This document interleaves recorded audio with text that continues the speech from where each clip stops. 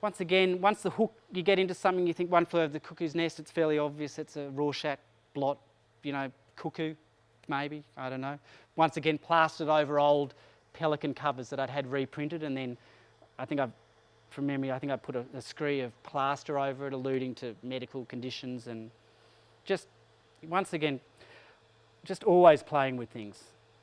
Then some much more sort of, I guess, formal work. Fountainhead is a famous book about a rugged individual American sort of anti-government architect. So very formal piece, you know, the theory in the day that her character was loosely based on Frank Lloyd Wright. Formal, very rigid. Once again, going back to my set building days. This work, The Exorcist, is a bit of a favourite. It's hanging in my daughter's bedroom. She's 11. She chose it because it had a nice cat on it, right? But it was either that or Lolita, which she was after, and I just figured that didn't really go down that well. So once again, you've got pages from The Exorcist here in the background, and the prelude to The Exorcist is set in Iraq, the film and the book.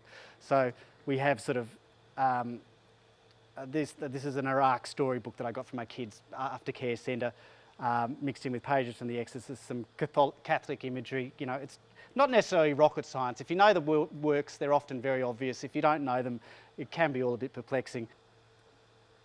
But once again, the complexity. This is a Lord of the Flies. This was a favourite from the show as well. So Lord of the Flies, the boys trapped on the island, 10, 12-year-olds, playful again, kill the pig, kill Porky Pig, you know, private school boys with their hockey sticks, you know, their rackets, the plane crash, lemonade signs.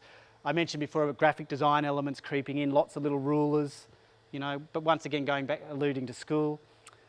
So complex and detailed and built up like these works, whereas a lot of these works, just going back, purely text-based.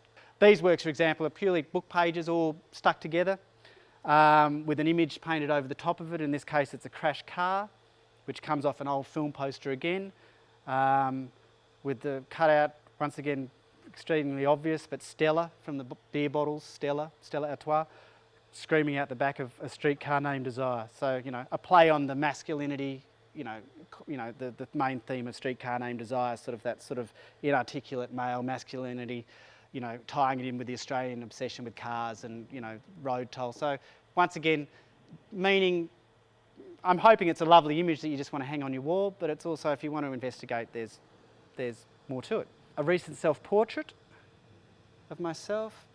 I'm not a particularly good painter. I'm quite a good draftsman. I did technical drawing in high school, tech drawing, and I did metalwork, like all that, you know, boys stuff, woodwork, metalwork, tech drawing, and I was a very good, quite accomplished draftsman. If I hadn't been obsessed by film, I probably would have loved, like a lot of young people, to be an architect. So, but I was never particularly good at actual, you know, drawing a human face, or, you know, I could probably draw this room relatively well, perspective-wise, but I head into a face and, you know, I'm lost.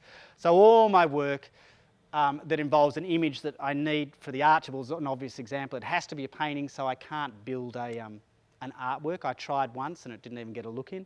I essentially use photographs, like a lot of the digital media they're using today, so I just photograph, I rework it in Photoshop. To keep it simple for me to paint, I'll break it into, you know, 2 tones, black, white, onto the overhead projector, project it up, paint it.